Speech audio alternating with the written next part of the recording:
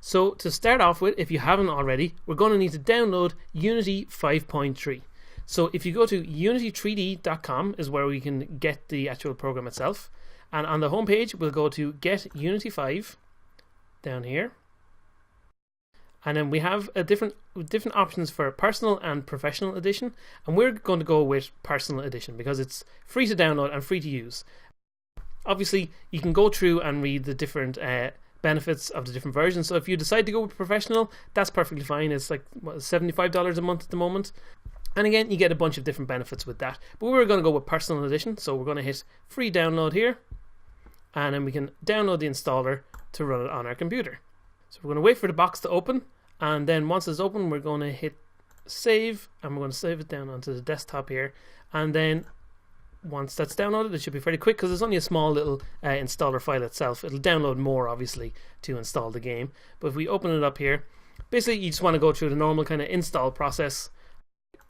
It'll go through, got some licenses to agree to and stuff like that. We have a bunch of different options here. So if you want to be able to support different platforms, you kind of need to tick them and activate them here. But we're just going to go with the default Windows support for the moment. And we don't need to worry about any of the other kind of built-in things here. So we'll just hit next and then find out where you're going to install it on your computer. And once you have somewhere that you want it to save, you can obviously make changes here by clicking on the browse button. We'll hit next here and it'll just start downloading Unity and it'll install it onto your computer system. Okay, so once it's finished downloading and installing, we'll get to this stage here. We can finish and we can launch Unity. So we'll hit finish here and it'll start up Unity. And then once we open it for the first time, I obviously have a bunch of old projects here in the window that are open. But if it's your first time opening Unity, you're presented with this new project screen. And this is what we use to start our project in Unity.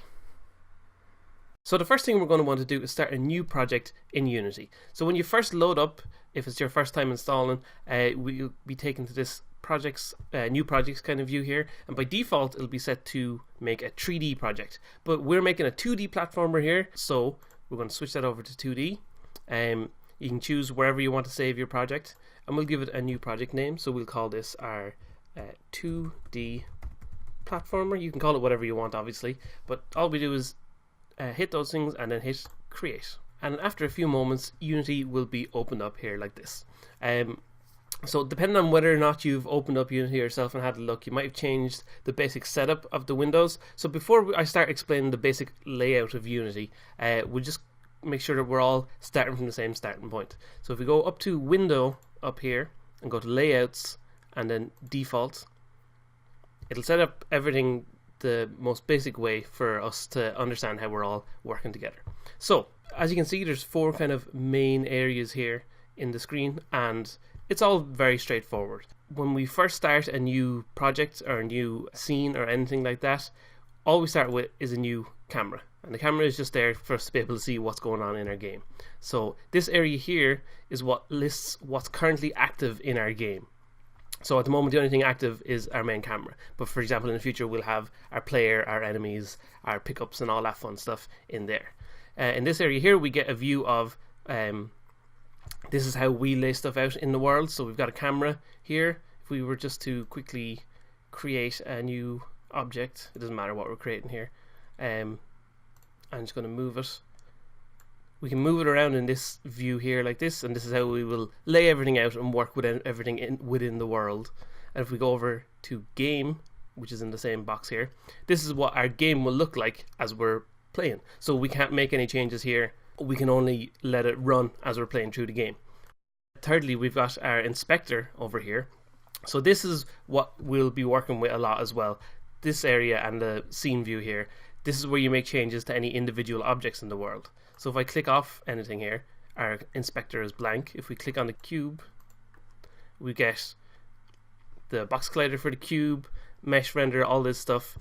We don't need to go into what they are right now, but just to understand that there's these various different parts that make up the cube here. If we go to the camera, again there's a bunch of various different parts here, and every object within the world will always have this transform part. So we have a position of the object, a rotation, and a scale, or how big it is.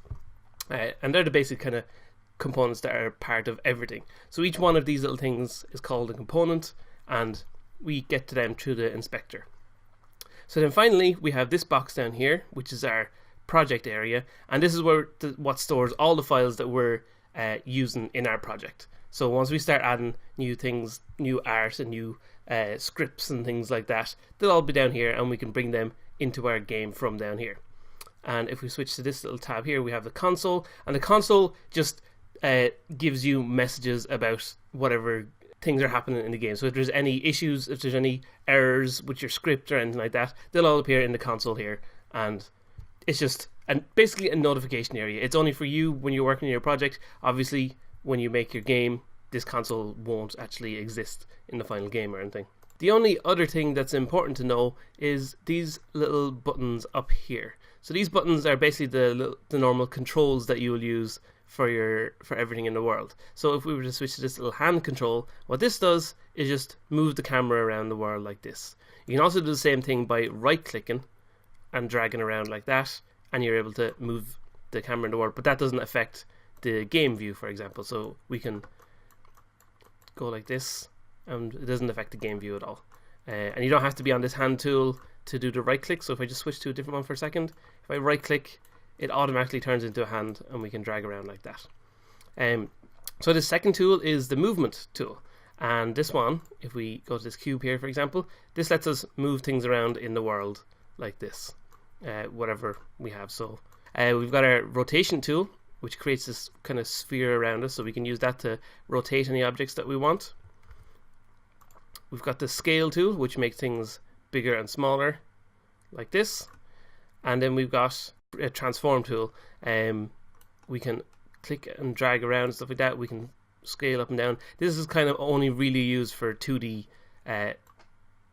objects, so it'll be something that we'll use a little bit more in our project, but it does much the same job as our scale and our move tools do, but with the added benefit of it shows us the 4 extreme corners of our object. You can see me zooming in and out there. All you do for that is just scroll your scroll wheel up and down, and the only other important thing, not that it's something we're really going to use, but if we've got a 2D button here, if we hit that, it turns the game back into 3D, and this is kind of the default way that Unity would be used for 3D stuff in general, but we're not using that at all, so we'll just always leave our 2D on here. So we'll get rid of this cube, and we'll start making our game. Okay, so included with the project are some art files, which we're going to use to create our world completely, basically. So I have the files open here, and all we're going to do is grab the file marked sprites, because that has transparency on it, because we want to be able to, basically what we're going to do is chop it up into little pieces, and then we're able to use all the individual elements to make our world. So I'm going to click on this and drag it in here into our assets folder. So we've got our sprites in here, and we've got it in our project folder and in our main kind of assets file. But we're going to start adding more and more items to our project as we go. So we want a way to be able to break all of them out into their own separate areas, so they're easy to find and easy to have. So what we're going to do is right click here and go to create folder, and we'll call this folder our art folder, and we're going to drag our sprites and put that in there. Okay, so now we need to set up this sprites file. So if we click on it over in our inspector here, it'll give us a whole bunch of information. So what we want to do is, because there's loads and loads of pieces on it that we want to use, we want to set our sprite mode to be multiple, because we want to get a whole load of pieces out of it. Our pixels per unit is something that we want to set based on the size of the objects that are in the pack here, and just based on how the pack is made, the pixels per unit is 21, so we want to set that like that. We'll turn off generate maps, because that's more used for 3D gaming, and it's not something that we need to be concerned about with a 2D platformer.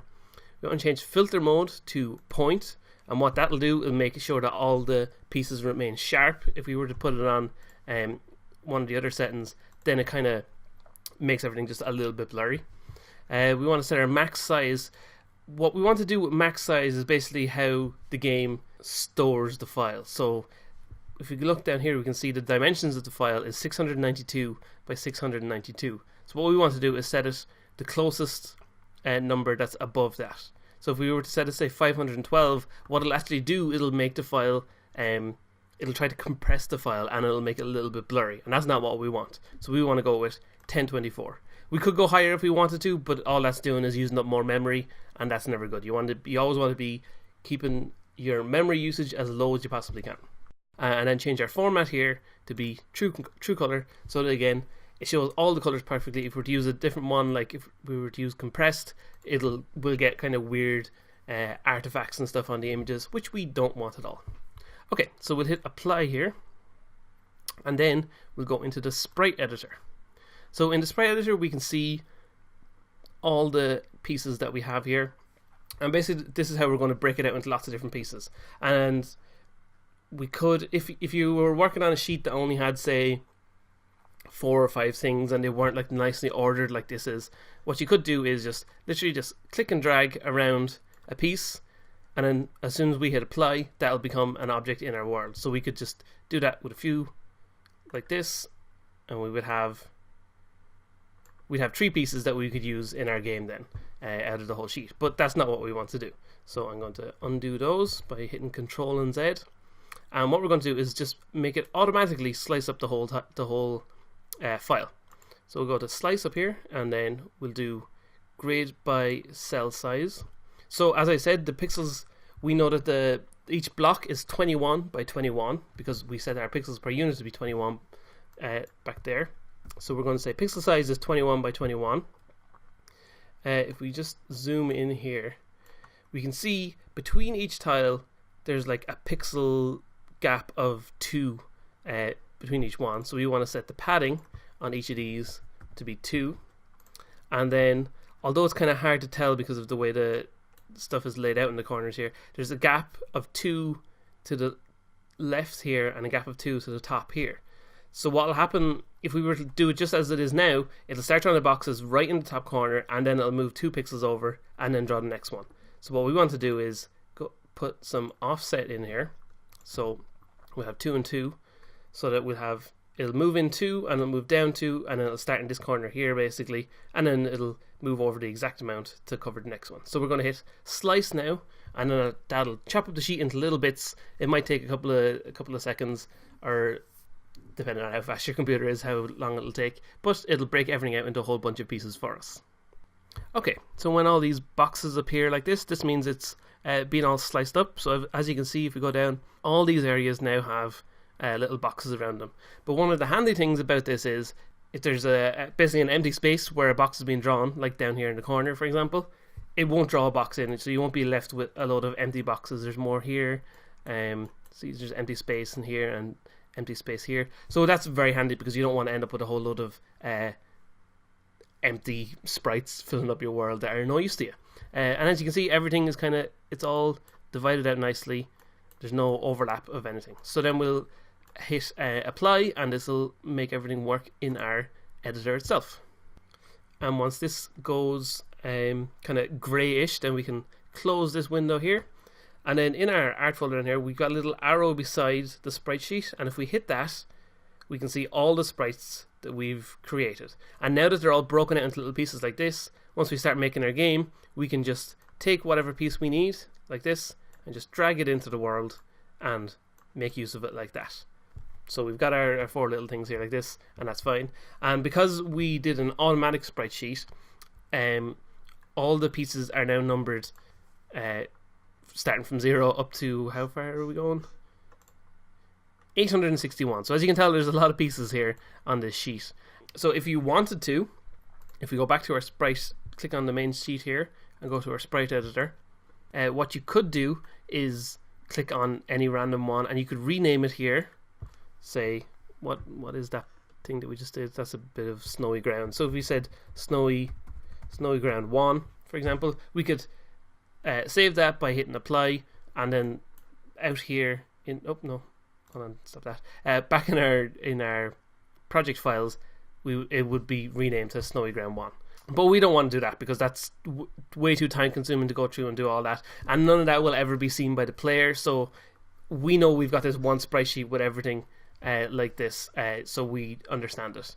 And one final thing, the way the numbers are going is basically, if we just open this up one more time, it's basically going from top left across and then down in rows. So as you can see, we've got if we just look here, we can see we've got these little bit of ground tiles. So it goes across there to the ground tiles. We've got these little bits of water and these kind of little lava bits which are here.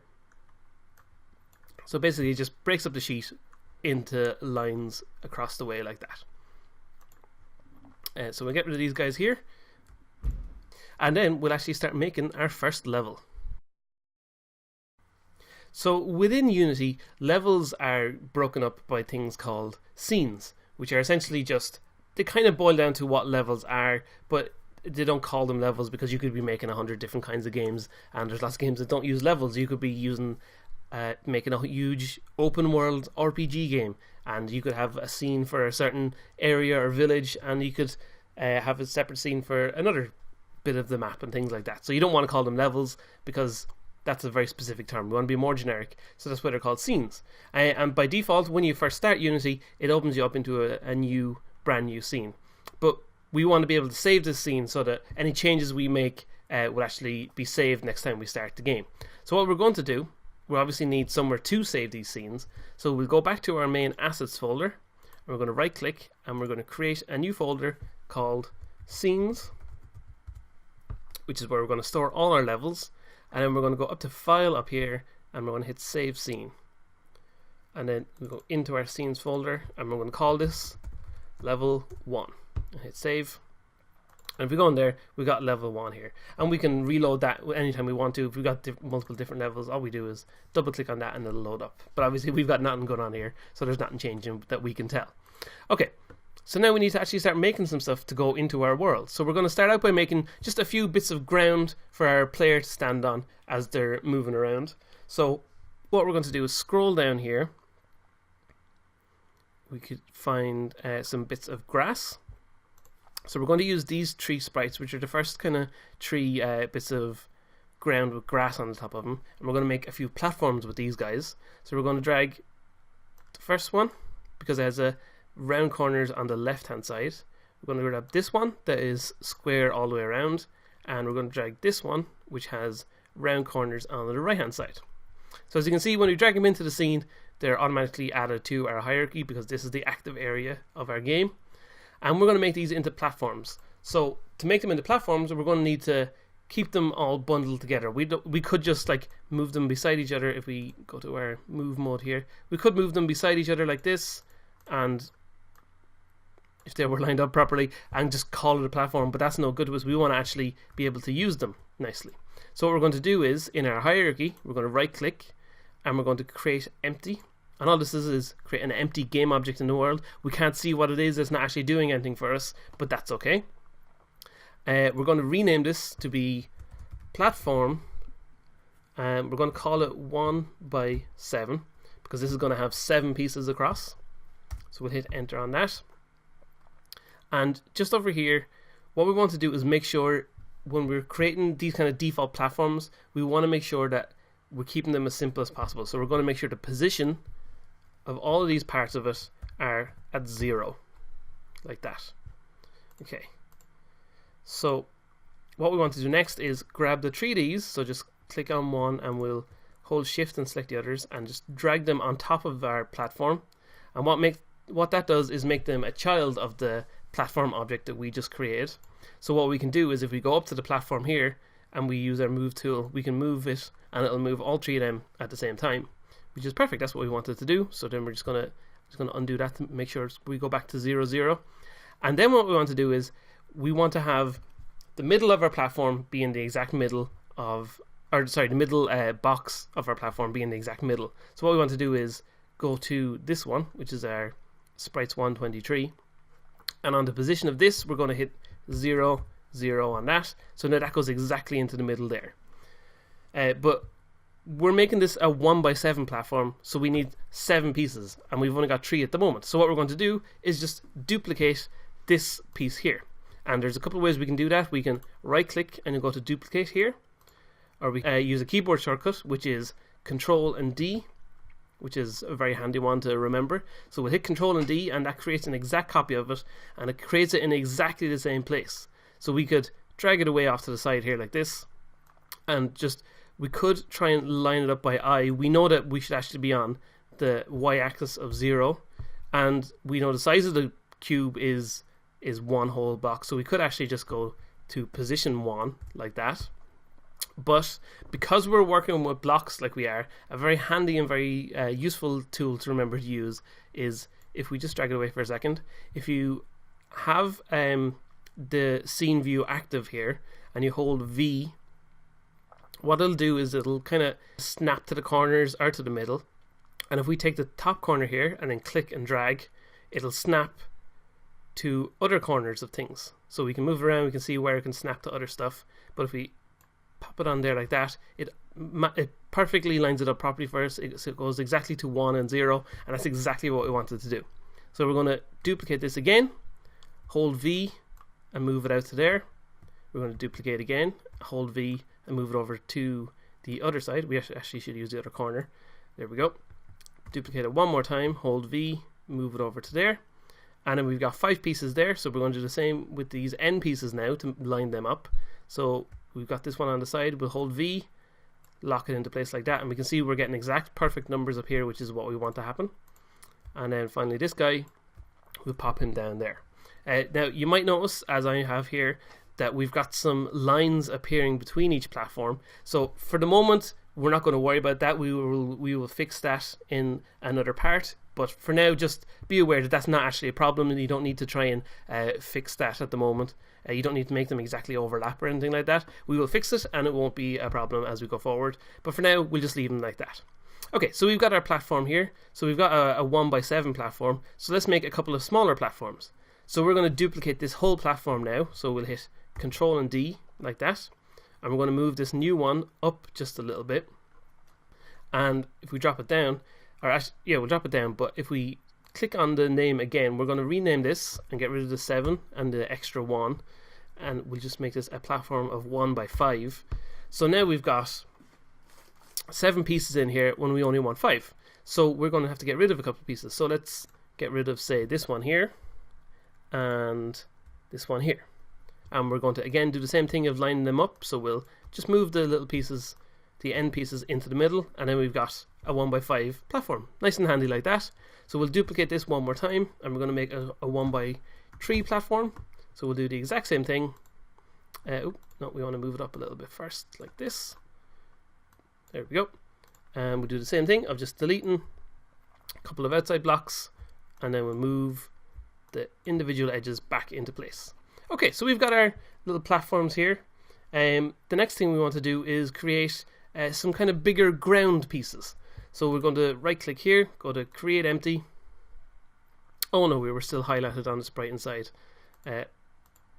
We have to make sure that we're not actually, we don't have ending active. So if we have that little crossbar in the window here, we know that something is active in the world. So we don't actually want that. We want to make sure we're clicked off of everything, and try again. We go create empty, and this time we're going to call this one ground 3 by 7, we'll call it. So as you can probably guess, this is going to be a 3 high piece of ground. So again, because this is a new one, we're not just duplicating, we're going to actually select the 3 of these guys and move them over to the side here. And our ground, we're going to set him back to be the exact middle so that we know where everything is, like that. And then on our sprites, the one we're going to need for this one is we're going to need the same middle piece that we used before, and we'll drag that in there. But now we're going to scroll down a little bit further, and we will have, here it is, a block that has no top on it at all, and it's just completely square. And these are the 2 pieces we're going to use for our ground. So what we're going to do is, again, we're going to take these 2 guys and make them a child of the ground main element. Then this, the kind of blank one, we're going to set him to be the exact middle, like that. And then the other one, we're going to use V to line it up again. So we'll go over here and line it up. Then our sprites one down here, we're going to duplicate that, and again we're going to move that down to there. And now we're going to quite simply, we're just going to copy that whole thing. Oh, we don't want the camera actually, no, so we'll use the hierarchy over here to select the 3 of these, and we're going to duplicate that, and we're going to hit V. going to hit V and drag it over to there, duplicate it again, hit V and drag it over, duplicate it again, drag it over, and then we'll go over to the other side, so we'll drag it over to there, duplicate it, drag it over, and one more time. So there we go, we've got a 3x7 piece, so now we've got a larger bit of ground for our player to walk on. And our ground pieces, of course, these guys will always be at the bottom of the screen down here, so we won't ever see the bottom of them, so that's why we're not too worried about having rounded corners and stuff like that. Okay, so we've got our 3x7, so now let's duplicate him. We'll just move it down to here, and we want to make this a 3x5 because we might as well stick with the same kind of pattern that we had. So what we need to do then, we need to chop off the ends. But now that we've got so many pieces here, it's kind of hard to keep track of which ends are which. So instead of using our thing here to kind of go around and trying to randomly guess which ones are the pieces we use, we'll just click and drag down here, and whatever pieces are completely covered in our box will be selected here. So we've got 3 end pieces on the right here that are completely covered in the box, but the 3 in the next row are only partially covered, so they won't be selected. So if we're going to select just those 3 boxes there like that, and we'll hit delete to get rid of them, do the same on the other side like that, and you know you selected the full box when the little arrow thing appears like that. We'll hit delete. So now we've got a 5 wide piece here, and then we're going to duplicate this one and finally create just a little 3x3 piece. So let's move this over to here, do the exact same thing like that and like that, and then finally we'll create just a simple little 3x1 piece just to add a little bit of challenge maybe later in our game. So again, we'll just chop off the 2 ends like that, and there we go, we've got all our pieces laid out. But the only thing is, at the moment these aren't actually anything physical in our world. These are just pieces of art that we've dropped into place, and within our world they won't actually do anything for us. So what we're going to need to do is add our first component to our objects. So what we're going to do is we'll click on our first item in our hierarchy here, and we'll go over to add component, and what we could do is navigate through these menus to find the thing we're looking for, which is a box collider 2D, and they're actually located in our physics 2D and in box collider 2D. But one of the handy things about Unity is we can start typing the name of the thing we want, and it'll give us some options. So we'll start typing box here, and we've got a few different things here, and what we want is our box collider 2D. So we're going to hit that there like that, and what that does is, if we scroll in here, it creates this little green box that this will act as a physical thing within our world. So this will be something that our player can stand on. But obviously you can see this is only taking up one little bit of this area, so we need to make that the whole width wide, and all we do is go to our X value here and hit 7, because we know that this is our 7 wide block. So we've now got a whole big piece here that our player can stand on, and when we have our game running, we'll actually have something physical in our world. So we'll do the same thing with our other elements. So if we hit add component again, our box stays typed in there, so we can quite easily just go to box collider 2D again quickly and make the size 5. For the platform, we'll do the exact same thing, make the size 3. So obviously our grounds are going to be slightly different. If we add the same component, instead of it'll still be 7 wide, but of course instead of being 1 high, we want to make it 3 like that.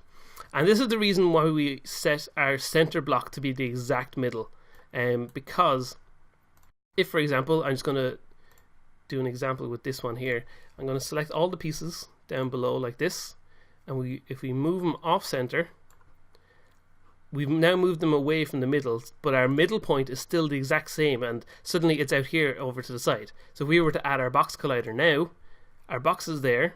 If we were to make the size 5 by 3 again, suddenly our box is all off to the side like this, and we would have to work out by using the offset here exactly the right amount to move it over and down to place it in the world, which obviously it's not an impossible thing to do. It's just an added step that we don't really want to have to deal with. So we'll get rid of that. I'll just do undo this, move everything back into place, and then we're going to add our component, and we'll have all the pieces we need.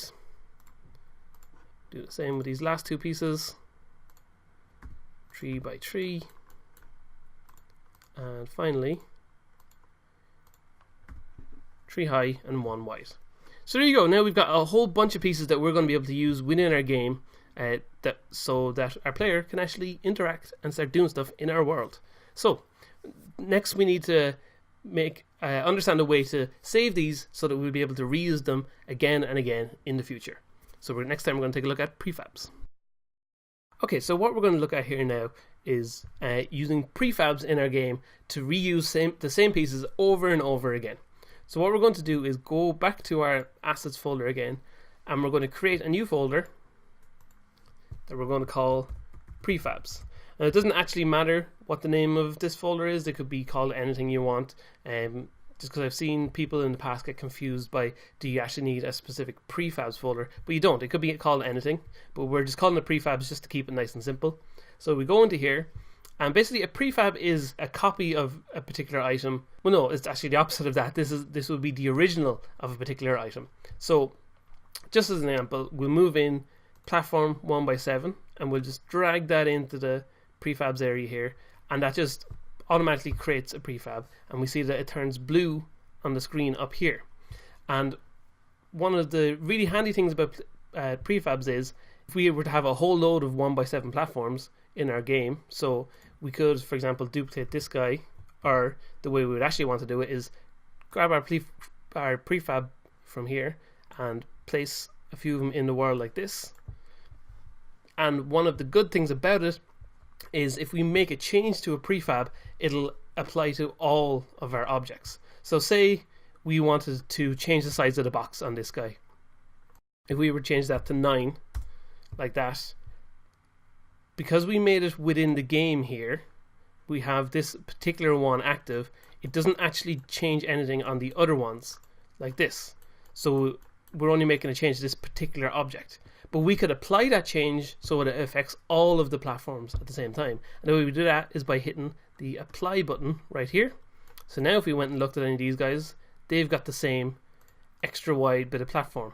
But obviously we don't want that. So let's fix that the other way we can interact with our prefabs. And that is if we click on the original one down here, this is now the original, not the one that was first existing in the game. This becomes the original. Because it is a prefab, and basically everything else in the world becomes a copy of that. So if we were to go to this one and set the size on this to be 7, because this is the prefab we're changing, we don't have to apply any changes. That will automatically make changes to everything in the world. So if we go to him now, we can see we've lost the little over bit and we're back to just 7. And that's the kind of basics of prefabs, and it's very, very handy to be able to use. I'm just going to delete all these extra ones here now. It's very handy to be able to use them because they make reusing pieces within the world a lot easier and a lot more simple to use. So we're going to do the same thing with all our pieces here. We're going to drag them in like this to make them all prefabs, all our ground pieces and all our platforms like this. And there we go. Now we've got a bunch of different pieces that we can use within our world. So now we could go ahead and delete all of these from our level. But our prefabs still exist down here, so we can drag them in and place them wherever we want. So we'll just quickly make a simple little kind of level thing here, so that in the next few episodes we've got somewhere for our player to jump around in. So there we go, like that. Okay, so that's the basics of prefabs. They're extremely handy and a very useful fundamental of Unity for us to use in the future.